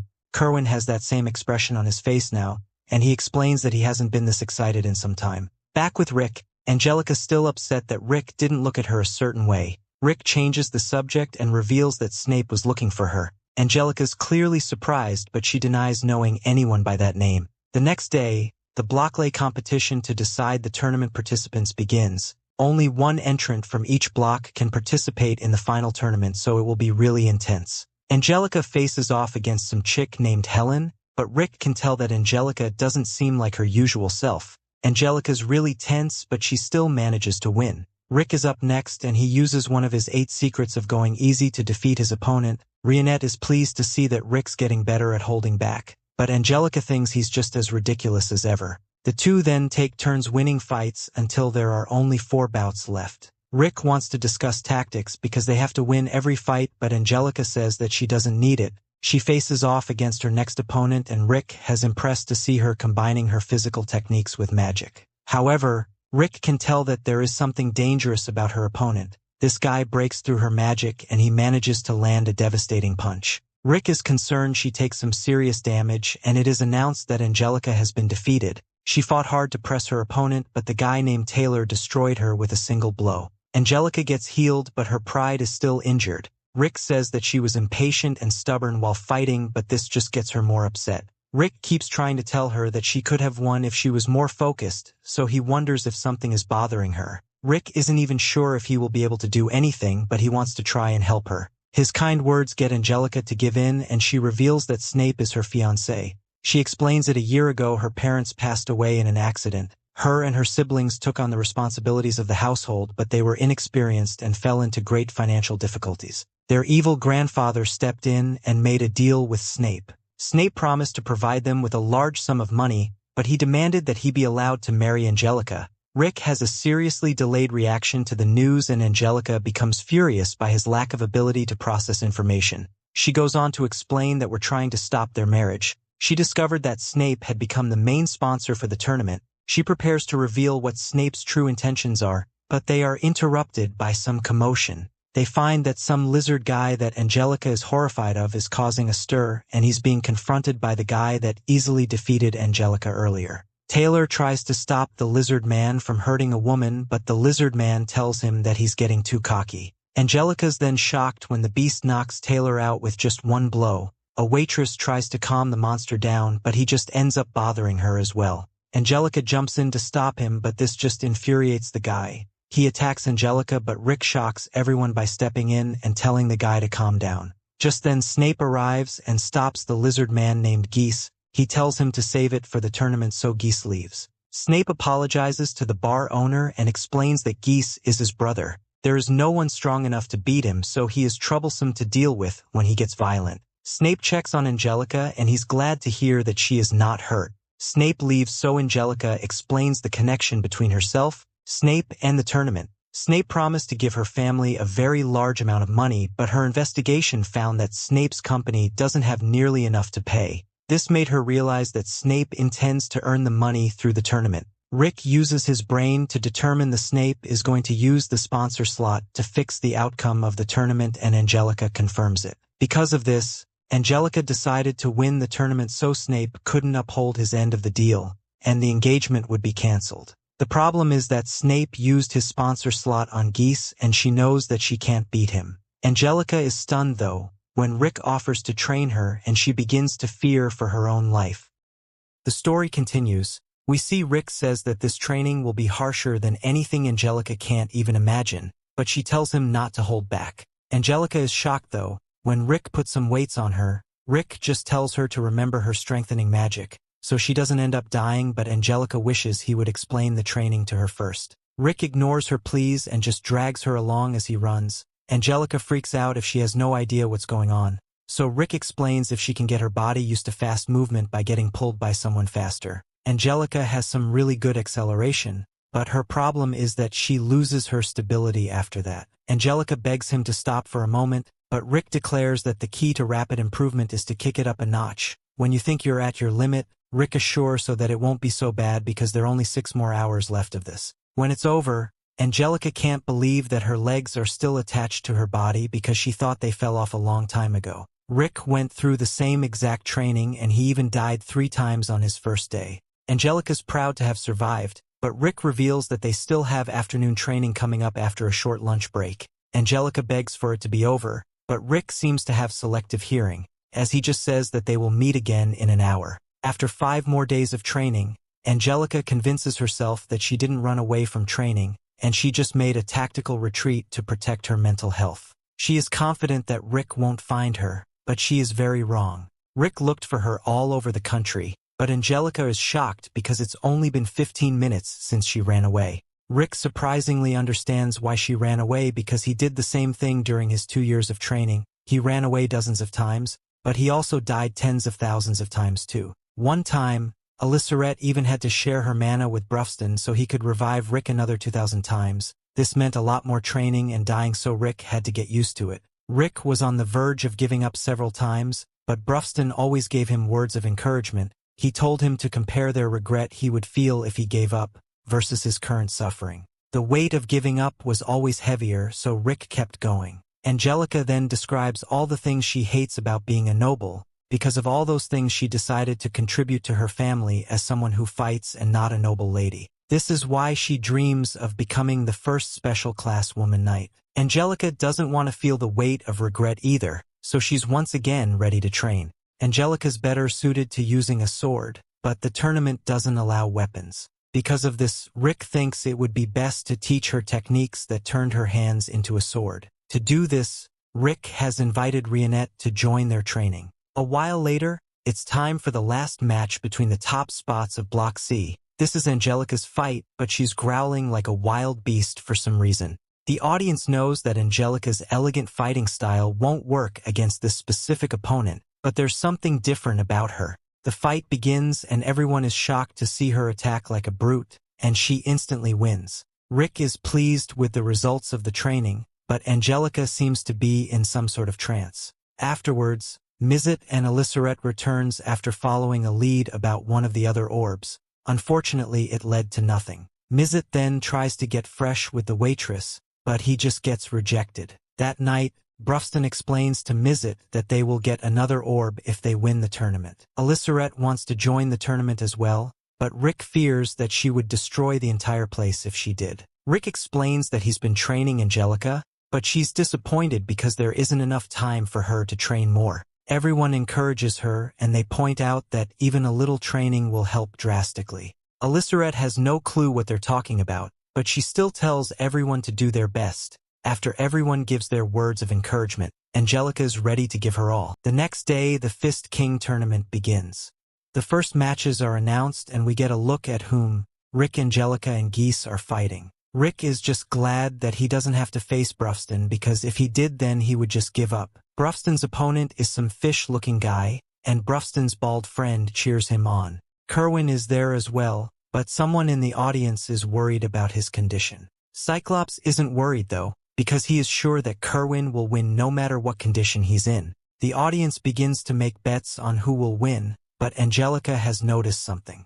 Geese was placed in the bracket in the spot where he won't have to face Brufston or Kerwin until the final. The match fixing has already begun because Geese will be able to avoid tough opponents. It's clear to Angelica that they're going to make Geese look super strong to the crowd, and when the odds against them are high, Snape will bet on his opponent. Geese will then throw the match and lose, so Snape can obtain a grand fortune.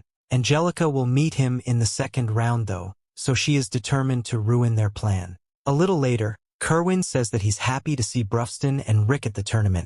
Brufston reminds him that they're there for the belt, and they all look forward to facing each other. Cyclops points out that Kerwin has the look of a challenger now, and he's glad because it reminds him of how Kerwin looked a long time ago. He's talking about when he first brought Kerwin to his gym, and Cyclops boasted about having a fighter from his gym reach top 4 in the tournament. Kerwin was allowed to fight this guy, and he wondered if he was also allowed to end his life. That's of course against the rules, just like using a weapon, but those are the only rules. Kerwin confidently told the guy not to get upset after losing, but Kerwin ended up being the one on the ground. Kerwin lost, but his extremely high potential was obvious, even though he had never been trained before. Kerwin changed after his first defeat as he trained harder so he could grasp victory. He began looking forward to losing to even stronger opponents because he would then just train even more. This was the life Kerwin always wanted, and his endless training led to him shocking the world. Kerwin ended up decimating the champion in his first tournament. It's been 6 years since then, but Cyclops is glad to see Kerwin's spirit burning once again. Soon the first match of the tournament begins, but Geese's opponent isn't able to do anything to him. The opponent demands that he take the fight seriously, but Geese just shocks everyone with the amount of power he can generate with a single swing. The opponent doesn't give up and launches a barrage of attacks at an insane speed, but Geese's becomes more annoyed. Geese attacks again, but he unintentionally hits the guy and knocks him out cold. He is announced the winner, and everyone wonders if there has ever been a sponsor fighter this strong. It's clear that he's very strong, but Rick thinks something is strange. Even with all of Geese's power and toughness, his movements are of a complete amateur. Unfortunately, Geese still won easily, and he left quite the impression on the crowd. The tournament continues, and our heroes win all their fights. The last match of the first round is Kerwin's, and our heroes are eager to finally see what he can do. Kerwin attacks with incredible speed, and Rick says that it's like he knew exactly what his opponent was going to do. Brufston explains just how crazy Kerwin really is, as he's able to sense changes in electrical signals and adrenaline among other things, just by smelling them. They agree that he's an incredible fighter, but the crowd is shocked as Kerwin gets knocked to the ground. Rick is then the one to be shocked as the others explain that Kerwin let himself get hit. The crowd there is for Kerwin, so he gets up and quickly knocks out his opponent. Kerwin has announced the winner, but his friends think he plays around too much. The second round begins the next day, and Snape arrives to take a seat next to Rick. Snape introduces himself to the others, but Alysseret wonders why the lizard is putting on a nice guy act. Rick wonders why he isn't sitting in the VIP seats, so Snape explains that this next fight is incredibly important. It's a fight between his brother and his fiancée, so he needs to see it up close. In the halls, Geese thinks about how he drank too much the night before, and he runs into Angelica. Geese has to be reminded about who she is, and he explains that Snape told them not to damage her face so she can look good at their wedding. Angelica is eager to show him the results of her hard work, but Geese mocks her and says that no amount of training could make up for the gap in their power. Angelica assured that he has trained hard as well because of his physique, but he says that he doesn't do any training, he just lives his normal life and his body ended up this way. Geese calls himself a natural-born talent, and he recommends that Angelica just stand still during their fight. That way he can make sure that he doesn't punch her stomach, so she can still bear Snape's children. This of course infuriates Angelica, so she vows to destroy him. Their match begins as the crowd goes crazy, but Angelica is stunned when her first attack does nothing to Geese. She manages to dodge his attack, but once again, her attack does nothing to Geese, despite landing a direct hit. Angelica knew she wouldn't be able to hurt Geese with her basic attacks, so she does something that surprises Snape all the way up in the stands. She removed her strengthening magic, so Geese wonders what she's planning to do. Rionette cheers her on and Angelica uses mana reverse reflection. Geese tells her to just give up, but she uses her new thread slicer attack and she manages to cut Geese. Everyone cheers her on, and Angelica wonders who Geese was calling a small fry. The story continues. We see Snape is visibly shocked by this, since it should be impossible for even the sharpest swords to cut through Geese's armor, but Rick tells him that he shouldn't underestimate Angelica's capabilities. This is one of the secret techniques of body control that Rionette taught Angelica, although it took a lot of hard work for Angelica to master it. At the start of the training session, Rionette demonstrated the technique by using her hand slice of boulder in half. Angelica didn't know it was possible to do that much damage without using any magic.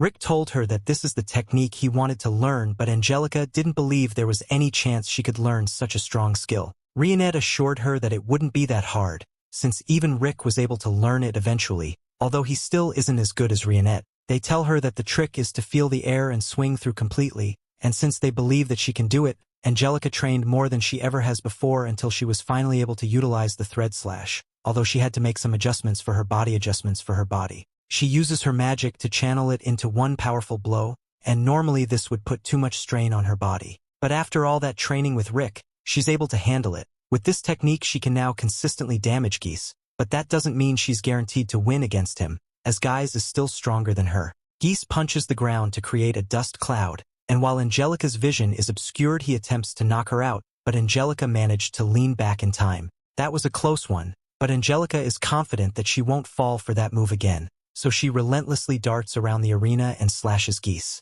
Snape looks really frustrated, but it's not because he thinks Angelica might beat Geese, it's because he knows Geese is going to do next. Geese punches the ground to create another smokescreen, but this time he isn't messing around anymore, so he appears behind Angelica and smacks her into the wall. He was originally going to take it easy on Angelica because Snape didn't want her to get hurt, but Angelica has gotten on his mirror so he's done holding back. Angelica gets back up and tries using her flickering feet techniques to get close to Geese and attack, but Geese simply uses his tail to knock her away mid-sentence. She tries using her technique again, but Geese has seen it so much that he's able to copy it perfectly and outspeed Angelica before knocking her into the wall again. Snape was worried something like this might happen, but there's no stopping Geese now. He explains that Geese is his adoptive brother and he first met back when Snape was still a fighter and Geese was 8 years old. They were having a sparring match and he beat Snape's ass so bad that Snape had to take a look at himself, realized he just got manhandled by an 8-year-old and retired from fighting altogether. Geese is gifted with the best possible genetics for combat, so even with no training he far outclasses any normal fighters. Angelica may have thought Snape was rigging the matches, but in reality, Snape is just confident that Geese will win, so be placing a large bet on Geese's odds of winning the tournament. However, right now Geese doesn't even care about the tournament anymore, and just beating Angelica up for the sake of it. He wants her to realize that all the efforts she put into training is meaningless in the face of raw talent like him. He grabs Angelica and holds her up, asking if she has finally accepted her place as untalented trash, but Angelica still doesn't want to give up and throws the feeble punch with the last morsel of strength in her body. Geese throws Angelica into the wall again. as her punch did nothing but infuriate him so much so that he now intends to kill Angelica even though it's against the rules. Rick yells for him to stop because he has already won the match, but Geese keeps charging forward with murderous intent. Luckily, just before Angelica has killed, a boot comes flying out of nowhere and knocks Geese's claws out of the way. The boot belongs to Rick and he doesn't get angry often, but this is the one time he feels nothing but rage. After the match, Rick heads backstage where Geese throws his boot at him and confronts Rick. He's pissed that Rick made him miss his kill shot and he says he will make Rick pay for his insolent interference. However, Rick remains completely silent. This annoys Geese, so he tries to throw a kick at Rick, but the next moment Rick appears behind and begins putting his boot back on. He knows he could get revenge on Geese right now, but there would be no justice in that. So Rick says he will make Geese pay for what he has done by humiliating him when they fight in the tournament. He then starts walking away and Geese can't wait till his hands on Rick at the tournament tomorrow. The next match starts and Rick is a little worked up, so he forgets to hold back against his opponent and does this stand. In any case, his victory means he will be participating in the semifinals, so he goes to check on Angelica. The nurse in charge of Angelica's treatment tells him that due to her severe injuries the treatment is going to take longer than usual, but there is no immediate risk for Angelica's life. Rick is glad to hear that she's okay, but he feels sorry for Angelica since she went so far to push through that hellish training. Just as things end up like this, and other news, Brufston and Kerwin won their matches as well, so the finalists for the semifinals tomorrow have been decided. The next day, Rick comes across Angelica in the halls and he's happy to see that she's doing better since he asked Brufston to personally heal her, but he reminds her that she still shouldn't push herself too hard. He doesn't want to bring up what happened yesterday, so he starts walking away, but before he leaves Angelica speaks up and apologizes for not being good enough to meet his expectations. Rick went through all the trouble of training her, even he didn't gain anything from it, and she still failed to achieve her goals, so maybe she isn't cut out to be a fighter after all. Rick tells her that she has nothing to apologize for because she worked really hard to train for the fight, and if anything Rick is the one who fault here because he failed to adequately gauge Geese's true strength, so he couldn't prepare Angelica properly. He wants her to watch his match with Geese closely, so he can show her the results that can be achieved with hard work. The time for Rick's battle finally comes,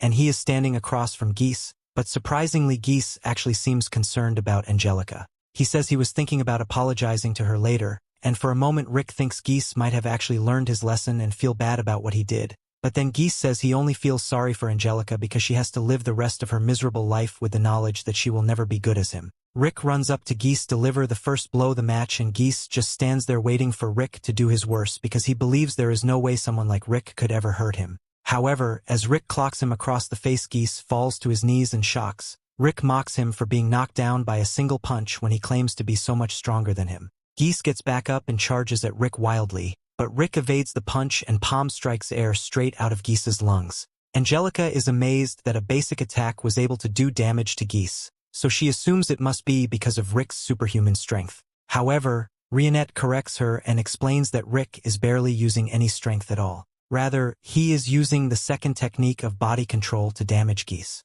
The through-body attack is one that ignores all forms of armor and deals damage straight into the core of the body, so no matter how tough Geese is, he's going to feel a lot of pain. Rick tells Geese he can withdraw from the determine if he wants, but Geese still believes he is superior in every way, so he unleashes his special Dragonoid and strengthening magic. With this boost, Geese is actually able to knock Rick back, but Rick catches himself and begins running around to evade Geese. Brufston now realizes what Rick's game plan is, and from what he can see, Geese's strengthening magic uses a lot of magical energy. Geese never train his mana capacity, but he was born with such massive mana reserves and it doesn't matter.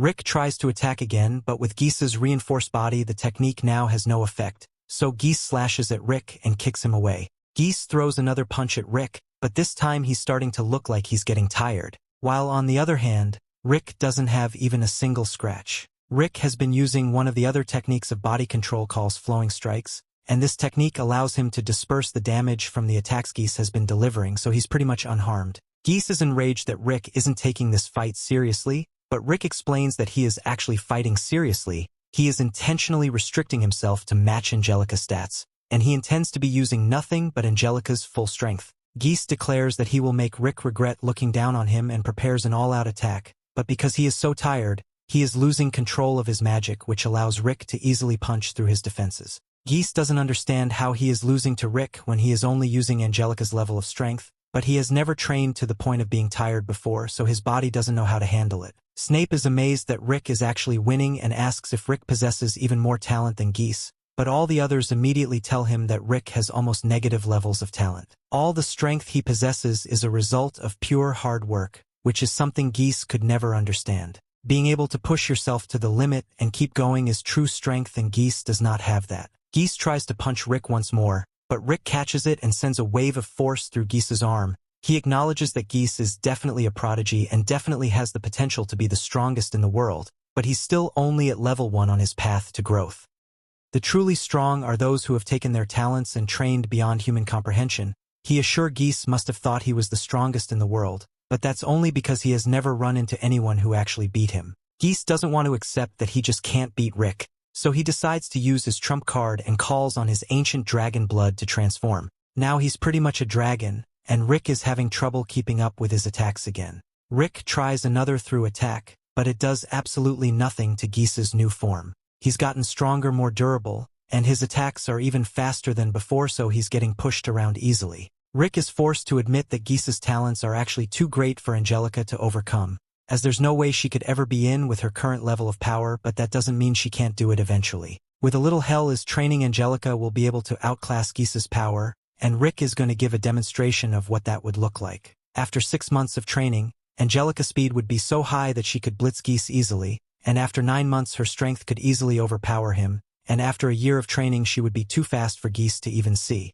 Angelica is nowhere near capable of any of this now, and Rick says it takes a certain level of craziness to endorse such hellish training for a year, just to beat someone's inborn talent, and Angelica crazy enough to go through with it. Rick Knox gets to the floor and tells him that the only way he will be able to stay strong would be if he puts his ego aside and trains to hone his strength. But Geese is still in denial of the fact that hard work can truly be talent, so he creates a smokescreen and makes one last desperate charge at Rick, showing that he has learned nothing.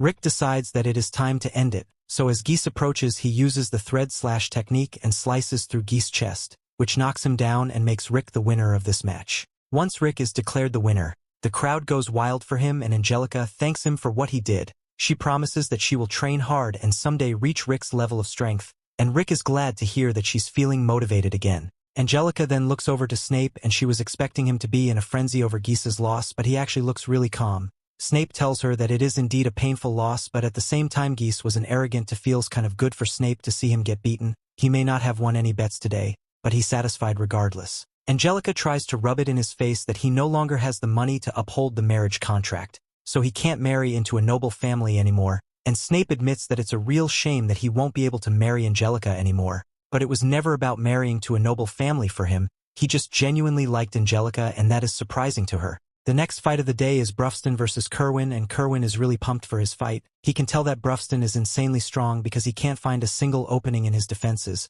so as the match starts he unleashes a flurry of attacks on Bruffston and dodges when Bruffston counterattacks. The fight is just about to get serious, but all of a sudden the wall into the stadium crumbles as Geese is going on rampage. It looks like his dragonic transformation overwhelmed his brain and caused him to attack everything in his vicinity. Specifically, the audience members who were just minding their own business. All the chaos Geese is causing is interfering with Kerwin's match, so it gets ticked and yells at Geese for interrupting his match and harming the people. Geese turns his attention towards Kerwin, but even when faced with Geese's full strength, Kerwin is able to stop his punch with one arm and punch Keys so hard that he sent flying and passes out. Rick and the others are amazed because Guide's strength rivals that of a top A-rank adventurer, so for Kerwin to be able to one-shot Geese, he must possess strength on the level of an S-ranker. Kerwin is ready to continue his fight with Bruffston, but due to all the injuries Geese caused, the match ends up being postponed till tomorrow so they can treat the spectators and handle any lawsuits that come from this. Kerwin says he is disappointed that he will have to wait till tomorrow since he was really looking forward to their fight,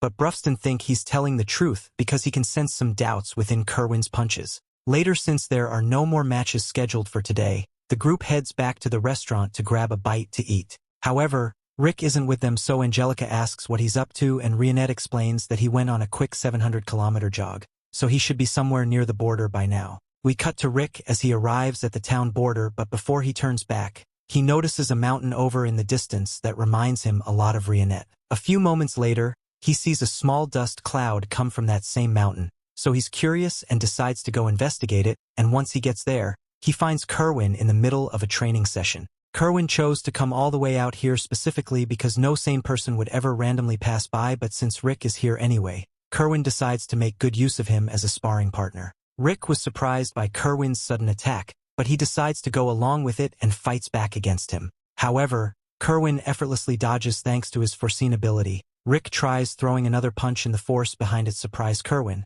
but he's still quick enough to block it before it lands. It's impressive that Kerwin could react to and block a serious punch from Rick, but Rick finds it weird that Kerwin is fast enough to react to this, but he still somehow gets hit with attacks that are far slower. Kerwin admits that he hasn't been giving it his all in his fights, and since Rick is pretty strong as well, he gets the feeling that they may be able to understand one another. Kerwin has always been obsessed with fighting, but at some point in his training got so strong that he no longer felt challenged by any of the fighters he went up against. It became boring for him to have to fight in the tournament because he could defeat all his opponents in one punch, but he decided that he would keep doing it as long as it made the gym owner happy. Since he couldn't enjoy fighting anymore, his only source of fun was training to get stronger, so he put all his efforts into that instead.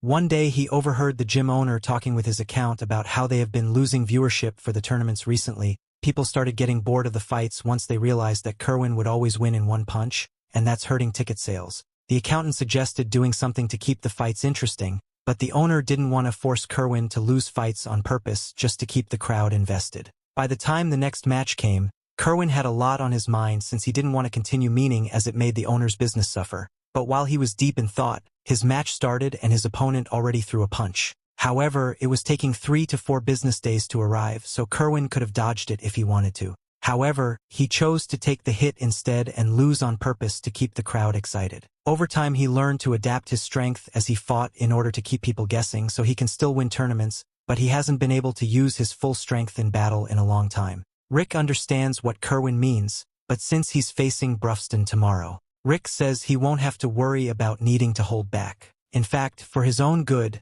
Kerwin better not hold back if he wants to survive. Rick then runs off without saying another word, and Kerwin is a little confused about what he said. The next day, Brufston and Kerwin's match is about to begin, and to make sure there are no more incidents, a magic barrier has been erected to ensure the safety of all the spectators. Kerwin begins the fight by throwing several punches at Brufston, which are all effortlessly blocked. However, Kerwin then throws a special rolling punch, which is enough to break through Brufston's guard. Rick is shocked since breaking Brufston's guard in the small feat, however, and Brufston punches back. Kerwin is forced to retreat. He admits that Brufston is definitely strong, and Brufston acknowledges Kerwin's strength as well, even if he isn't using his full strength. Since Brufston was able to figure out that Kerwin was holding back, Kerwin admits that he has been hiding his strength for the sake of keeping things interesting. He would like to face Brufston at full power, but if he goes all out now, all the spectators will know that he has been lying about his strength. Brufston says he understands, and Kerwin thinks he's a failure of a fighter for lying to all his fans for so long,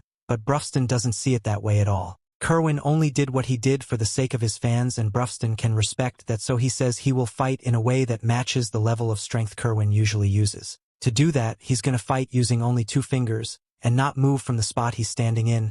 Kerwin is a bit confused, but he begins attacking again, and to his surprise, Brufston is actually embarrassing him with just 2 fingers. He gets tossed on his back, forcing him to back away again, and he would really like to go all out in Brufston, but he still feels the need to hold himself back so that people don't realize his true strength. Just then gym owner yells out to Kerwin and tells him to stop pretending that he's weaker than he really is. Kerwin says he's only doing this to help the owner's business, but the gym owner says he doesn't want him to fight like this even if it's for his business. His dream has always been to train the world's strongest fighter, and he knows Kerwin's dream is to become the world's strongest fighter, so he shouldn't have to hold himself back. Kerwin gets the message, and since the owner is fine with the people knowing the truth, turns to Brufston and apologizes for holding back for so long, but he's ready to fight at full strength now. He charges at Brufston and throws a punch that creates a massive shockwave, and it's so powerful that Brufston ends up having to use 5 fingers to block it. Kerwin continues laying on the punches, but then he switches it up by using 2 Wolfong punches to force Brufston to block,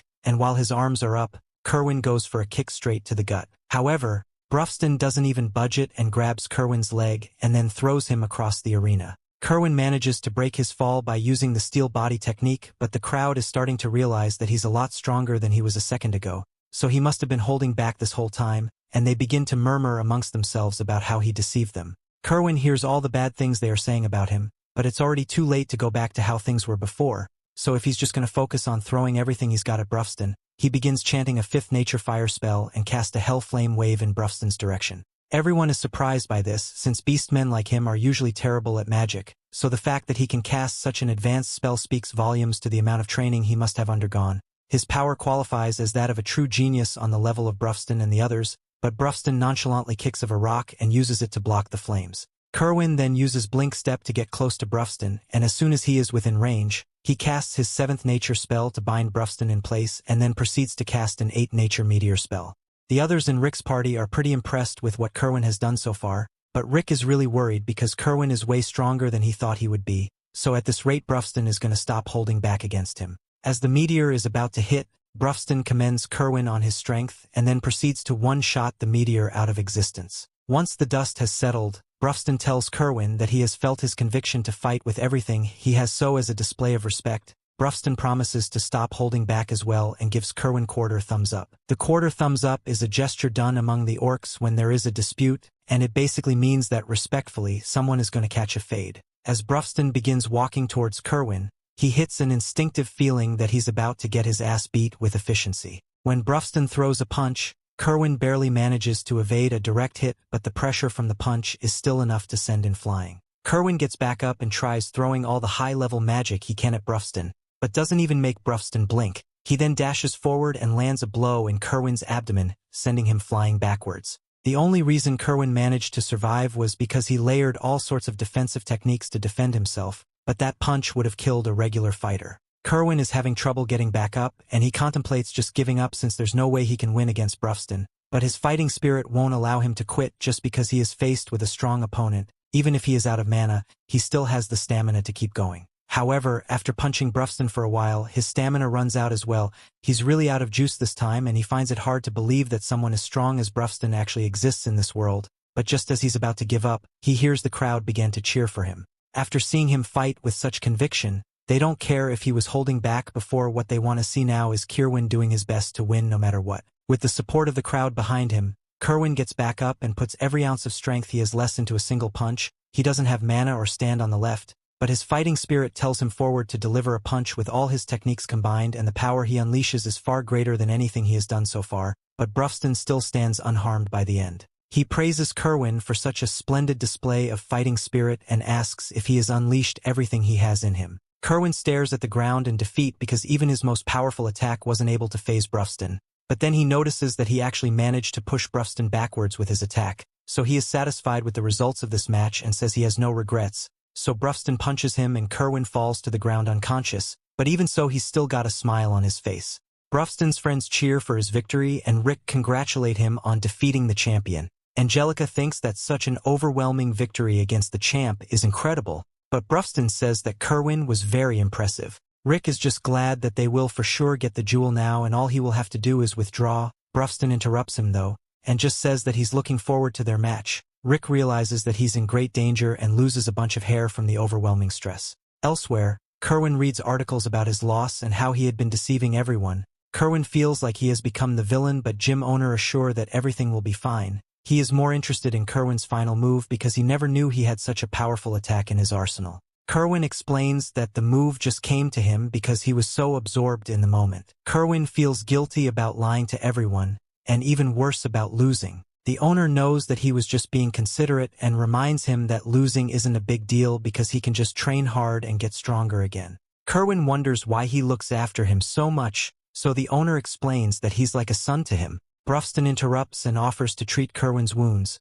Kerwin rejects the offer though because he wants to feel pain that he hasn't felt in a while. He also realizes that Rick was right for warning him about how strong Brufston is. At the same time, we see Rick isn't doing so great though, as he has locked himself in his room. Angelica tells him to stop acting like a child, but Rick doesn't want to die again. Snape came to give some encouragement, but now he must try and convince Rick to come out of hiding. He explains everyone's really excited to watch the final because this is the first time in a while that they will have a new champion. Snape would really like for Rick to participate, but Rick says that his life is more important than some tournament. Snape changes his strategy and dramatically explains that a lot of people are counting on him to make the tournament a success. Tons of money has been waged as well. Snape says that it can't be helped if Rick doesn't want to risk his life, and he determines that everyone else will just have to abandon their dreams. Angelica reminds him that he can just be revived, so dying shouldn't be a big deal. That's easy for her to say, but Rick says that dying is scary. Angelica reminds him that he endured years of training with Brufston, so he shouldn't be scared of fighting just one match against him. Rick says that training and fighting are completely different, and Angelica just wouldn't understand.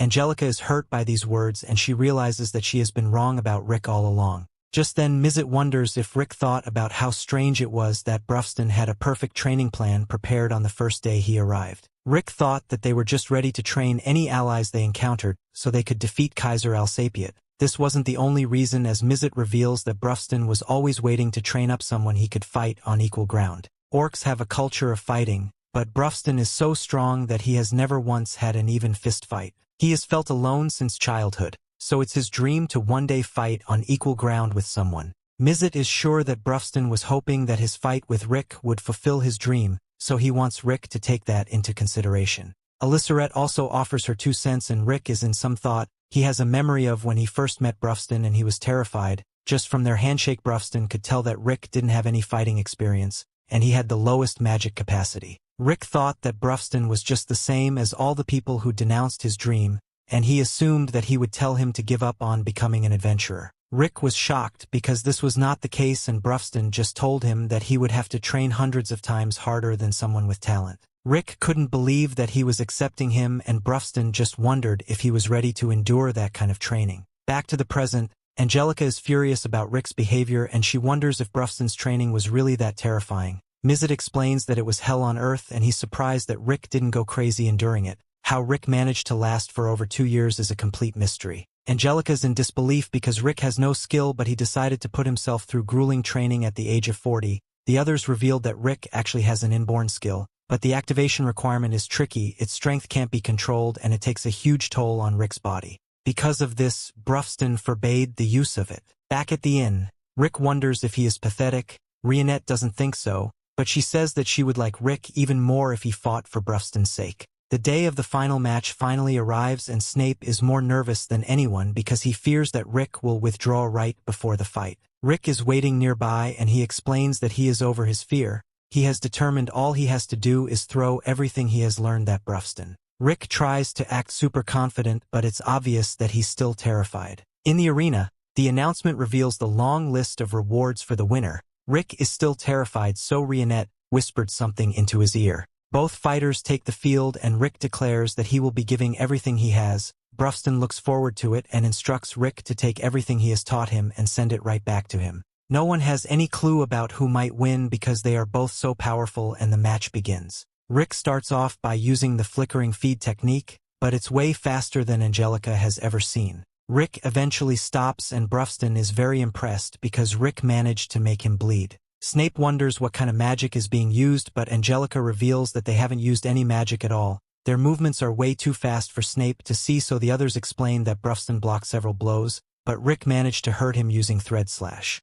The fight continues as Rick applies some pressure, but Brufston pushes him back. Rick just barely manages to dodge a devastating attack, and he lands another thread slash. Angelica is amazed by this level of fighting, so she wonders what Rionette told Rick. Rionette reveals that she has Rick to take her on the hot springs trip that the winner of the tournament gets. Angelica is horrified when she assumes that the two of them will be getting intimate, and Rionette makes it worse by not denying it. Brufston is glad to see that Rick has come to fight, and decides that it would be rude for him to do nothing but defend. He unleashes a horrifyingly powerful punch, and it causes mass in Heractopia. Kerwin is in disbelief because Brufston's one punch has more power than level 5 nature-composed magic. Rick knows that he won't survive if he just runs in carelessly, and he misdive for his life as Brufston unleashes a barrage of punches. Rick realizes that it was just a distraction, and Angelica that comes worried about him. Rionette isn't concerned though, and we see that Rick dodged the attack. Everyone is stunned because he used a simple level 1 magic technique to block Brufston's insanely powerful attack. What Kerwin is most impressed by is that Rick activated it without pausing to gather his magic. Brufston compliments Rick for his precise magic control, because even he can't perform magic without saying the magic's name first. Rick credits Elissaret and Mizet for teaching him, but they say that it's all because Rick trained really hard. Rick uses incredible speed to land another attack, but it doesn't do much, and Brufston lands a counter. Everyone thinks Rick is crazy to directly attacking Brufston from the front, and he ends up in the air. where he's most vulnerable. Brufston goes to finish the fight, but Rick amazingly uses the same level 1 magic spell to cast an air cushion beneath his feet so he can change direction. Rick follows up with the powerful air attack of his own, but Brufston is unharmed. Angelica is in absolute awe of their power because their strength exceeds human understanding. They belong in the realm of monsters, and it's clear that this is a battle between two S ranks. Rick can't believe that his airstrike didn't do anything, and he determines that he has to use it at a closer range. Brufston is pleased to see that his training on Rick worked out perfectly, but it was only possible because of Rick's mental and emotional strength. Rick couldn't be happier to hear these words, but they are still the words that a teacher gives to a student. Brufston's dream is to fight someone on equal ground, so Rick determines that he hasn't done enough. Rick reveals that the others told him about Brufston's dream, so the embarrassed Brufston says that they exaggerated. Rick doesn't believe him though, because he saw firsthand the passion Brufston had when training him. Rick wants to repay Brufston for all his efforts, and he declares that he will fight him with respect as well. Brufston realizes how fortunate he is because Rick has truly become a member of their party. He decides that this is the perfect time to talk about the past, specifically about how the Orihalcon Fist came to be. And with that, we have come to the end of this part. Stay tuned for next part. Don't forget to subscribe to the channel and activate the notification bell to receive all the latest updates.